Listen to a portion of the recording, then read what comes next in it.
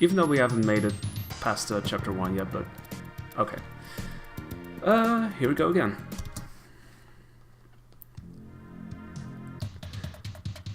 So, Sküljagger, he wants his sword back. He is a very pissed off guy. He is also the name giver of this game. And yeah, he's basically the main enemy. We will encounter him a few times. But for now, we will be going over here, and our name is Storm Jackson. We collect gems. We defeat soldiers. As it turns out, they're part of a Celtic army, as they are called.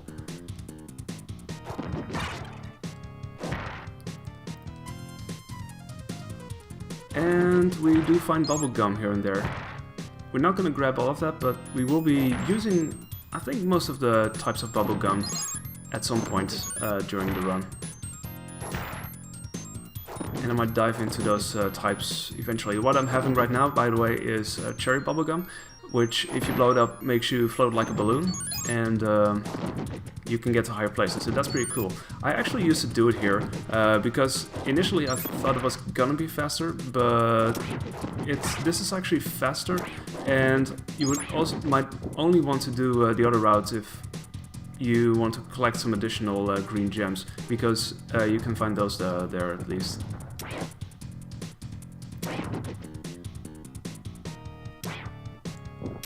Right, all the way over the bridge. Checkpoints.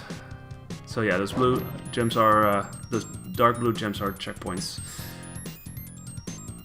Which, considering the nature of, well, considering how things can go, and considering hitboxes and stuff, it's possible to die very often in this game if you're not nearly as careful as you might want to be.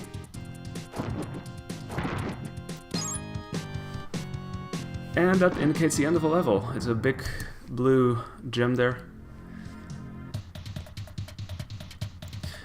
Alright, so the story just said that we are entering a warehouse, and Storm Jackson, the name of our hero, is surrounded by the Celtic army. Oh boy, he's in for trouble. And there's lots of people here, so I guess they have it all out for him. And those skulls can do mean damage, I can tell you that much. Wow. I do take him out because I'm kind of scared of losing all of my gems. Although, I do have both green and red gems now. If I get hit, I first lose my red gems because they are the stronger ones. If I get hit after that, I will lose my green gems. And after that, if I get hit, I will die. That's basically the thing. It's kind of like a system that you would compare to Sonic, for instance, except you don't get to keep your rings, or in this case your gems. Or as they are called in this game, gem rolls. Also, I'm now using grape gum, which is a very effective weapon indeed. Both in boss fights and outside of boss fights. It lets you bounce around, which is nice. But yeah, you can basically waltz over every single enemy you find. And it really is very handy in taking out bosses in a very short matter of time. So that was part 2. Now we find that our enemy Sküljagger is rushing through the town of Toshkomesh, and he still wants his sword back. He really wants his sword back, as you can tell. It's been mentioned right in the beginning. And he wants, of course, the sword that Sküljagger is having. It's apparently got quite a few magic powers, so it seems. Okay, I gotta be careful here. I have lost all of my green gems, so if I get hit again, I will die. And I kind of want to avoid that for as long as possible, since, well, the game is not nearly over yet, to say the least. Past the barrels. Checkpoint. Great.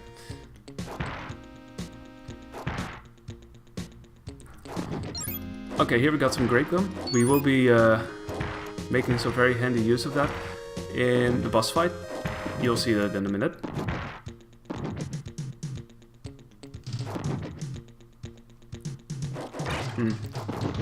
I should have not jumped over that set of enemies there. But I'm close to the end, so it's fine, all the same.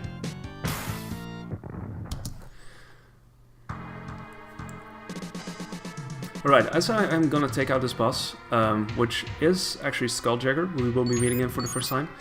I will explain how I would normally go around this if I didn't have the Grave Gum. So basically, what he does is he comes at you, he throws axes and stuff, and you basically have to make sure to run to the left and then turn around and hit him, and do this over and over again until he is down. So now we got the password Crewman Crewbird. It's a word-based password system. So what happened in the meantime was we have snuck onto a general ship in the skies. We have worn a mask, and this is where we are right now. So now we go high up in the sails for a brief bit, but not too high. Eventually we have to get further to the right. When I first did this, I used to go pretty high in the sails because I had no idea at the time that there was a faster way to go through this level. But that's what you gradually find out. Take these platforms. So basically we can walk to the right here, and that basically takes us to the end of the level already. I used to go up here, which is nice if you want to grab some extra gems, but it's not really necessary.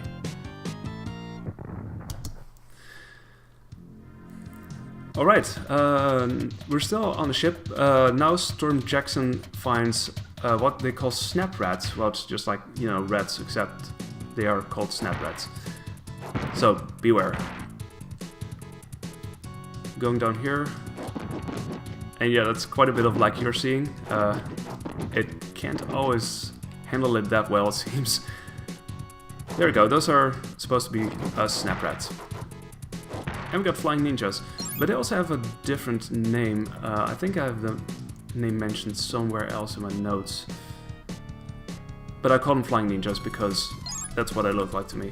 So this is the invincibility mask. I only get it once during the entire game, which is right here.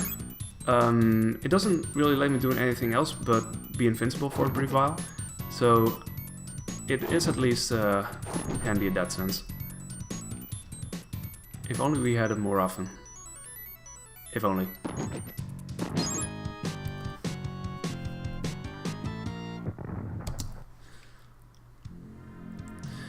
Right, in stage 3 we find that Storm Jackson is apparently chased by a Kiltish warrior. Will we see him? I don't know. Well, we will be chased by quite a few other things. Some of it turns out to be invisible at first, and then suddenly it appears and it's like, here I am. Like that. That was invisible, but then suddenly just popped up out of nowhere and said, well, surprise. There's gonna be a few instances of that.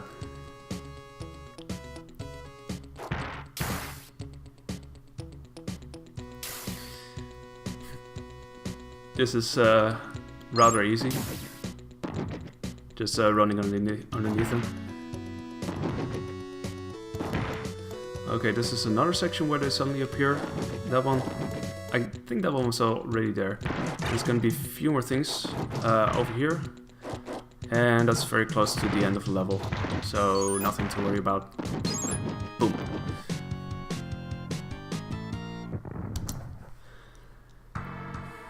Alright, another boss. We're gonna take him out the same way since we do have another grape gum on our hands, and we might just as well want to use it. The setup, yeah, basically it's the same fight except we have to deal with a rat, and he tends to move a little bit faster than Sküljagger, so if you try to do the same approach here, he will eventually catch up on you and you will get killed. What you can do, however, is use that orange gum, which shoots these orange bullets, really, and they can prove some nice projectile damage, I guess. So, Chapter 3. In the meantime, we find out Code Jackson, who is Storm Jackson's father, gets captured, and we find out that the sword can talk, and it actually holds a king. this particular sword that Sküljagger is, or that Storm Jackson is waving right now. And of course we are now into a jungle.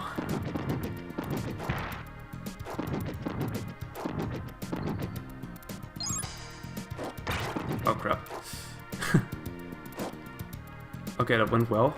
Still have got my gems, so that should be good. And we meet all kinds of exotic creatures here, as you can see. Well, the flies you may have seen, but I've got these, well, I guess these swine, or these pigs, or something. But there will be quite a few more exotic creatures to come. Ha! He almost got me there.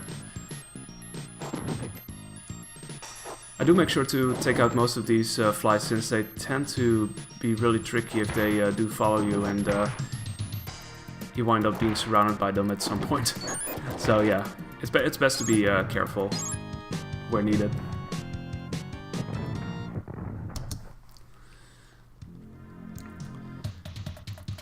Alright, so now we are going into a prison, and someone sees Storm Jackson with his folks going in there. And yeah, it kind of looks the same as a warehouse, doesn't it? A few differences here and there, but it looks like very much like the same place to me. So also what I just told was that Storm Jackson is traveling with a gang, a small gang. It's not really very clear from the game itself, but it does say in the story that he is traveling with his, I think it's his best friend Witz, and his best friend's half-sister Trina, and they are the only, apparently they are the only three people who know the word Ingawa, or who use the word Ingawa, so just a bit of info there. Ah, I lost a life there. You can never be careful enough there. That's fine. We've still got lots of lives to give, or to lose, or to keep. Your choice.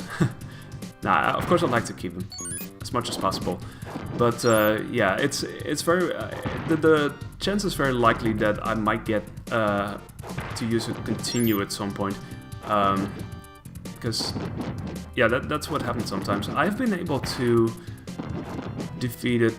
To beat the game with just with only one life lost, but that doesn't always happen. Ow!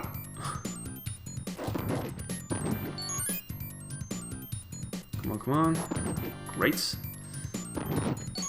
So it's nice to have a refill here. These guys I'm just skipping.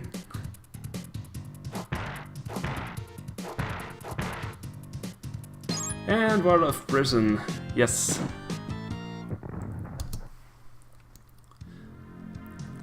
So apparently, according to the story, Storm's father Code Jackson does know a shortcut, and he also asks to tell the fighters who battle with him to prepare for a very large battle to come. Oh boy, it's mean business right there.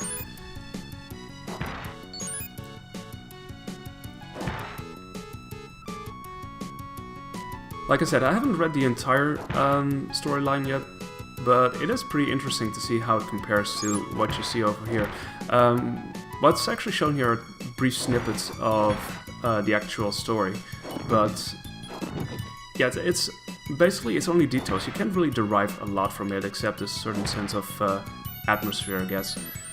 But well, from what I've read from the story so far, it's quite compelling and interesting. It's sort of like an adventure book, I guess.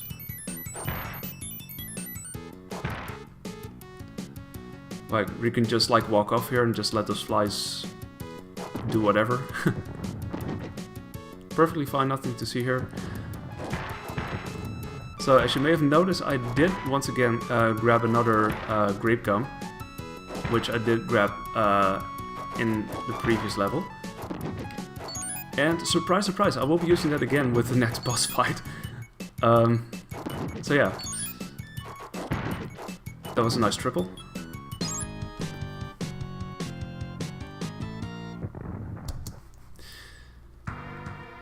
Well then, who shall the next boss be? Why, it's Sküljagger himself. He strikes again. And we once again get to use Grape Gum. So normally if I don't have this gum, then I would be standing on the crates and I will be ducking and attacking him, and then jumping over his head as soon as he is passing underneath me. So I would do that quite a few times, and that would take him out. Also, Sküljagger can walk in the air for some reason. I don't know. Which leads us to chapter 4. And Storm calls to all the fighters to come to the lighthouse and bring weapons and stuff, because the war has indeed begun.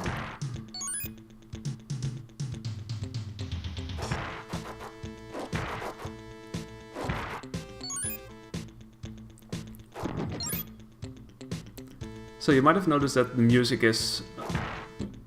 The tunes themselves are pretty decent, it's just that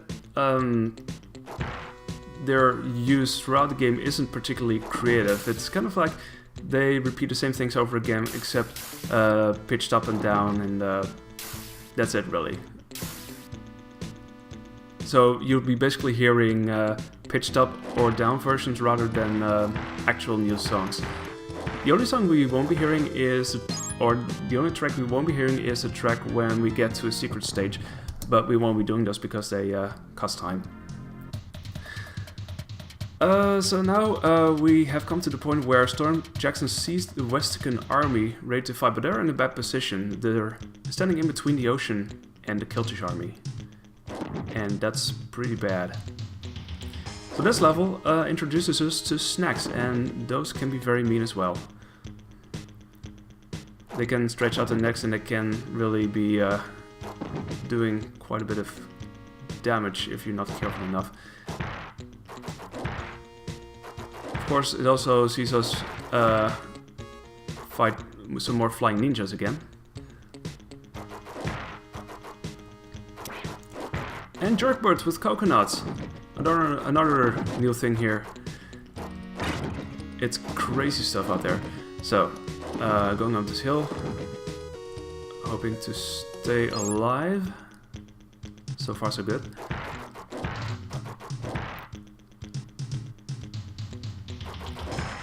See, once you get a certain flow, it's quite easy to go. It's quite a bit easier to go through this, I should say.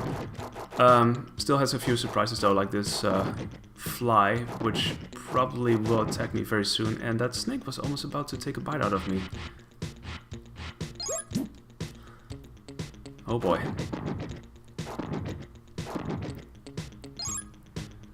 Okay, this is one of the parts that I somehow fear the most, even when I do have gems with me, because, well, it used to be a really tricky part, and I constantly died here because I had no idea how to react to those flies and stuff, because they tend to be kind of unpredictable.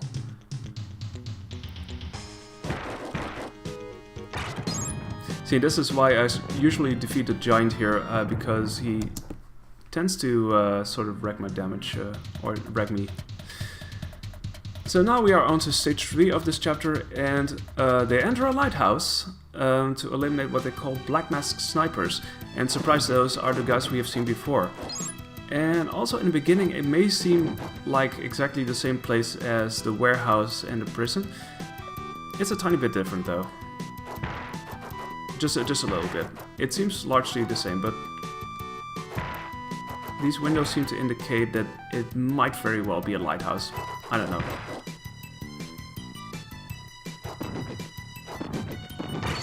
Oh.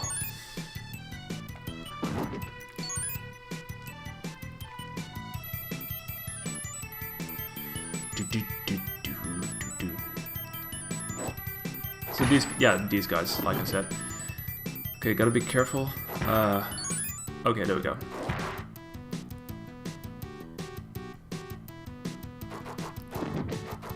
Rats, always take care of them.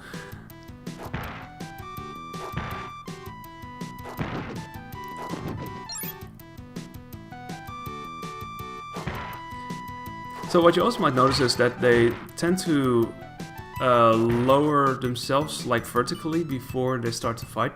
I'm not sure why that is, and the funny thing is you can't actually hit them as long as they're doing that. So as soon as they have hit the ground and they are moving around, you are actually able to take them out. But before that, they're basically immune to everything you do.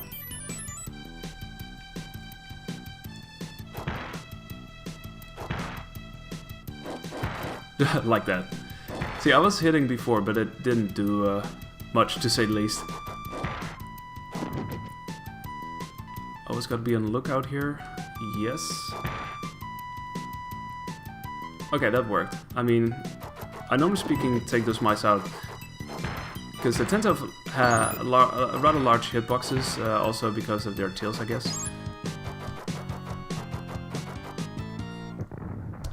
Anyway, we used to have a pretty easy time with the first 3 bosses. This one, though, tends to take a little bit more work, or you have to be a bit more patient. So we do encounter a group of battle dogs, really, of which this is the first batch. So we sort of take them out like that.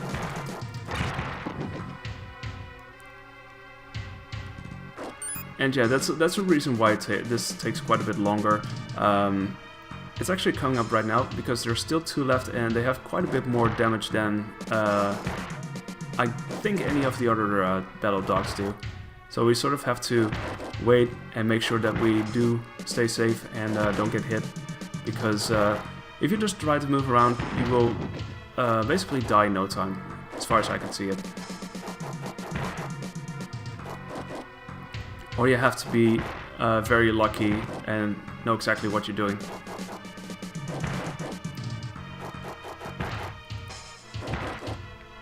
But this seems to be working out fine. Like that. Fly home, lazy sword. So also that's the last password we will be getting, even though we're nowhere near the end of the game. But for now we'll be taking a trip to Urnham. And we find that the gang sneak past us, a group of guards and get followed.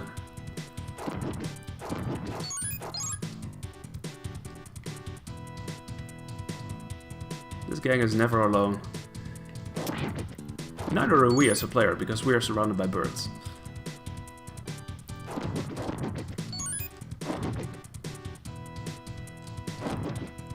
I kind of want to see if I can take them out, all of them, as much as possible, because they tend to be intensely tricky.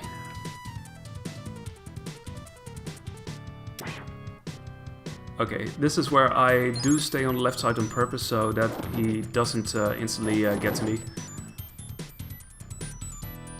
And so we continue. Oh crap.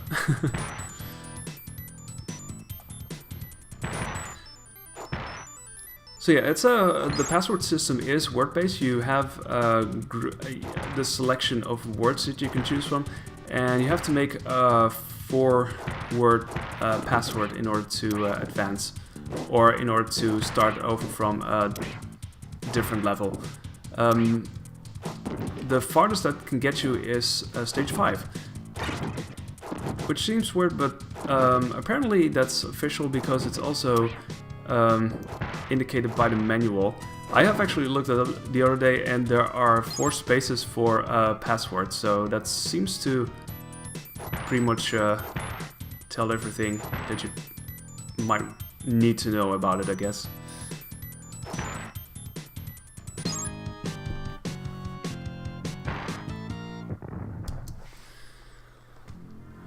Alright, and in stage 2, we find that the gang walks again through a jungle, and they are being very alert about things. The danger is everywhere. Well, we're gonna be grabbing a red gem just in case.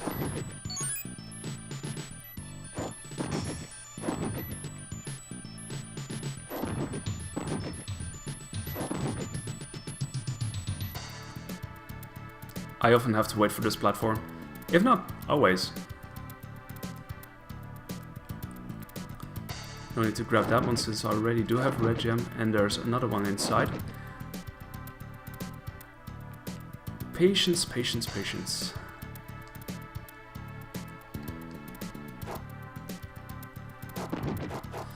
Okay, this tends to be a tricky part as well. When I was routing this, I did lose a lot of lives here because I didn't take out all of the flies, and you know, I would instantly die afterwards. And of course, the game does remember which of the enemies you have defeated and which you haven't. So you can imagine that it tends to get you into trouble with certain checkpoints.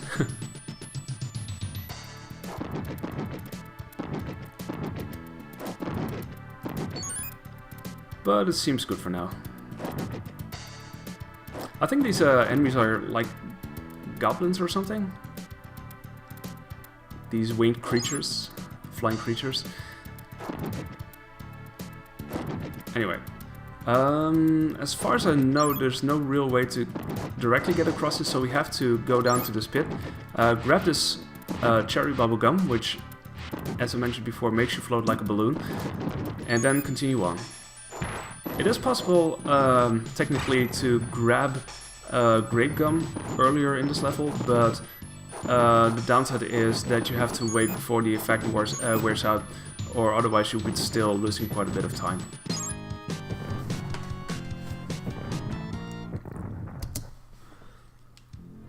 And so now we are in part 3, which is a very short stage. So basically what happens, apparently the gang gets out of the ruins. They're actually slowly approaching a volcano, and that might be very apparent from what you see here. You see those craters spitting stones, all kinds of things. Lizards. I think this is the first level where we do actually see them, and we will be seeing quite a lot more in the next chapter, since we will be in the Lost City, and they are everywhere, just like a few other things, but again, you will see that soon enough. So yeah, that was the level basically, just a tiny walk, nothing to see here. So now we get to fight a dragon, and here is where the grape gum appears again.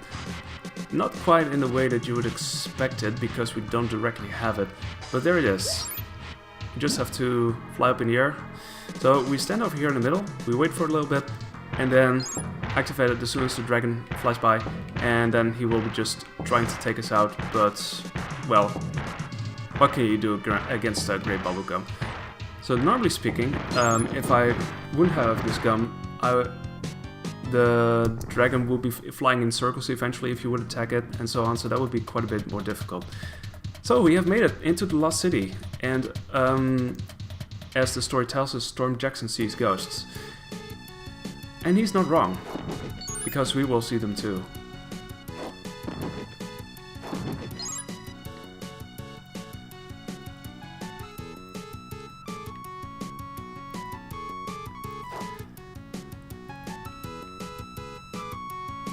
So we go up here. I do have a nice set of gems, by the way. I mean, if I do indeed collect 25 of these, I will be able to get an extra life, but I've had it happen exactly once, and I must have been very lucky then. I'm not sure. Okay, I will be using the grape gum here. I collected it just now. I use it to hopefully bounce all the way up to these platforms. Even though it doesn't always work out that well, because it tends to be very hard to control. You could wonder, well, isn't it faster to just take the platforms and go up by yourself? But I have tried it and it doesn't seem significantly faster.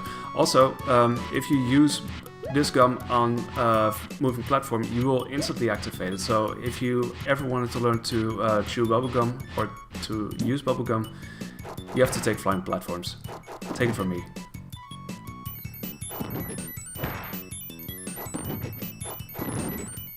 And as you can see, there's a lot of double ghosts as well, so they tend to be literally very tricky enemies here.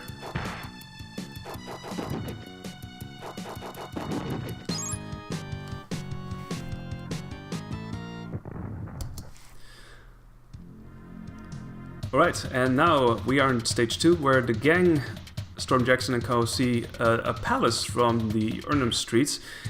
And one of them thinks it has weapons, which thinks there are weapons lying in that castle, in that palace. So yeah, we will see quite a few more ghosts, and they tend to be really tricky. They also tend to cause a lot of lag, as you will probably see just in just a second. This is how I needed to jump. There we go. See, there's a whole group of them, and suddenly everything slows down like crazy. It does some very weird slowdown issues.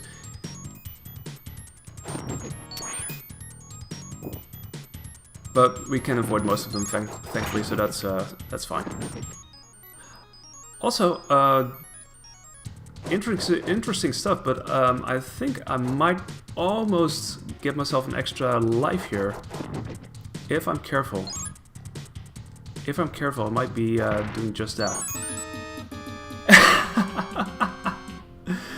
Yay, I got a 1-up, and then I lost it instantly to a ghost, because that's the way things go. Oh man, what a game. Incredible. Oh man, let's go over here. Let's get over here, shall we? That was really funny. We'll still be ahead by quite a bit. We still have to go up here, but yeah, that's almost where the end is as well, so no worries at all. Fair enough. So, in part 3, we are actually in the weapons room. And they find weapons which are apparently, and I learned this just recently, those are ancient plasma blasters. That's a thing. So, be prepared to see some of those. Again, it kind of looks similar to the prison, the lighthouse, and the warehouse, but let me assure you, this is in fact a different place. Of course, this has ghosts, and it tends to be tricky in this beginning part for sure. But it's only here, really. Gotta take out 2 more lizards over here. 1, 2. It's gonna be 1 more ghost, and there's another one coming from down below, and I have to take those out.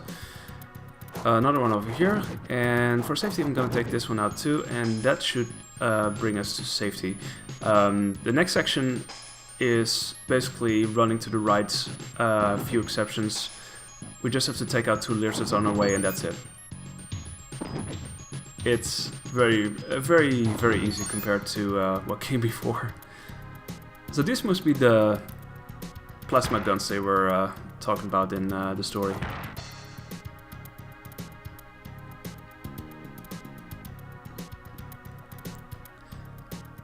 Anyway, we've had fun seeing those guns. According to the story, they will be, in fact, using them later on to defend themselves, I believe, but yeah, apparently there are also very powerful weapons. Now we get to fight a very spooky boss indeed. If you think these ghosts are scary, well, you're into nothing yet. This is mean business indeed. So I will try to take him over here, so I will be able to use this gum to fly around the room. And I don't think I've used it before as well, so let's see. This one for safety. So I will try to make it underneath every single time, because it usually flies high enough so that I am able to do that. I still have to watch out for the ghosts around him as well. So there we go, we are in the final chapter indeed. The Sküljagger army, they do prepare for the final attack, and yeah, that's other things happen too, like Code Jackson sort of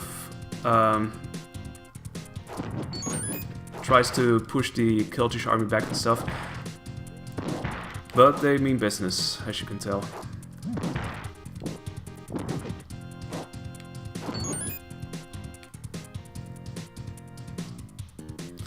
Yeah, basically what Code Jackson asks is that the battleships will be sunk, so that they will have a setback of sorts.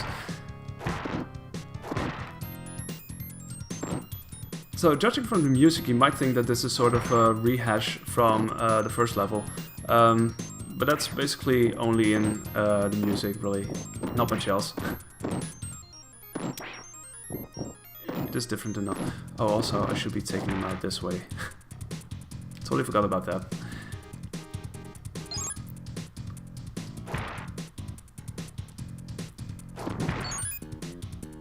Some more of these claws.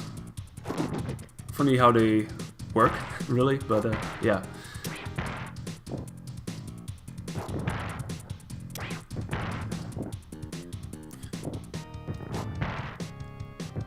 I would say compared to the other set of runs that I had a week before, this is going quite a bit better.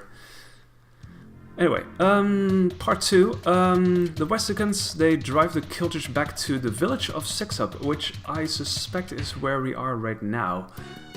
Even though it does look like quite a few other villages, since the housing stuff, structure looks kind of similar.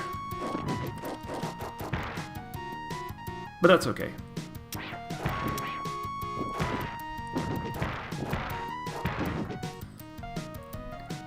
So if I didn't have all those gems with me at the beginning, I would have actually gone up the roofs to get a red gem before continuing, because it, yeah, as you can see, it tends to come in handy. Also, one thing I haven't explained yet, but it's kind of funny how ducking works while trying to attack with your sword. So if you do attack first and then duck, it doesn't register. If you do it the other way around, you duck and then attack, then it does. Only exception is with red gems. If you have those, they fire off projectiles.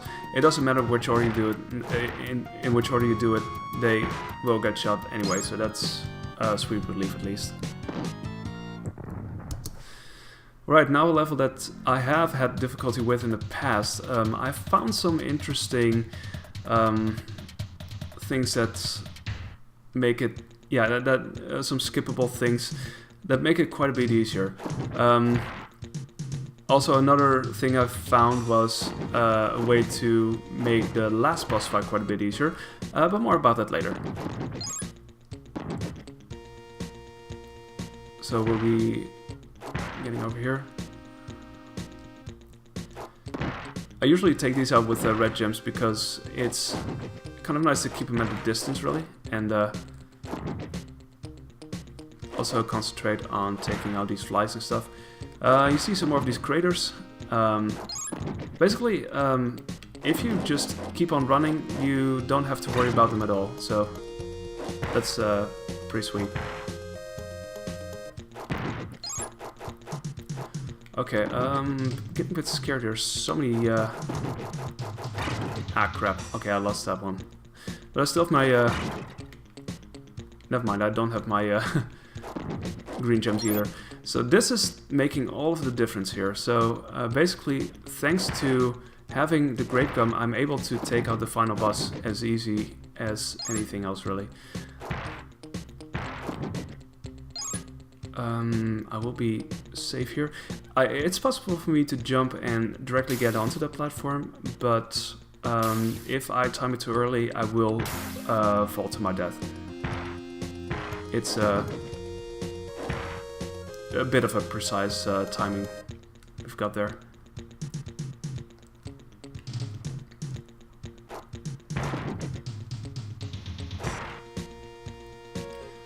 Going down here. We just have to jump over here.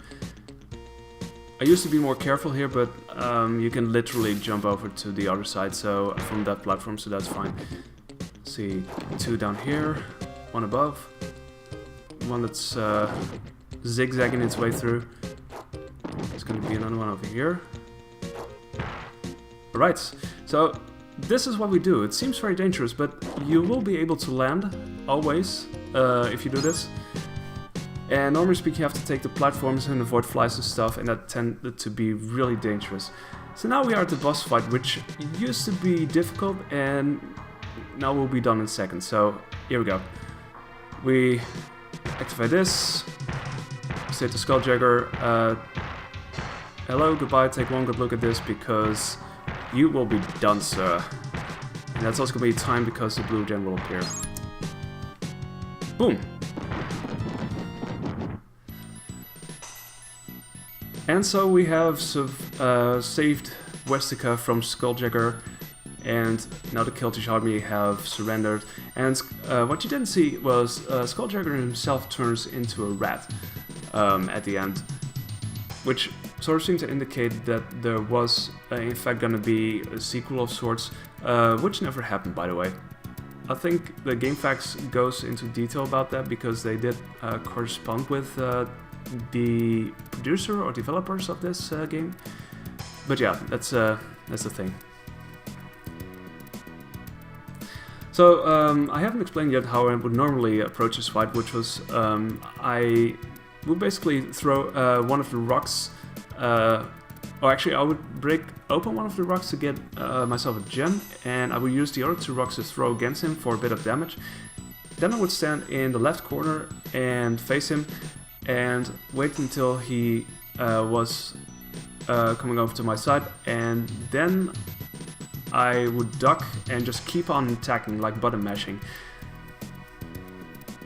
And with that, there is a chance that it could go wrong. There's also a chance it could go right, but it's kind of luck based doing it that way. So yeah, you can imagine that it's not necessarily the safest route, but this has made the fight effectively, I would say 100% easier. So yeah, we also got a PB, by the way.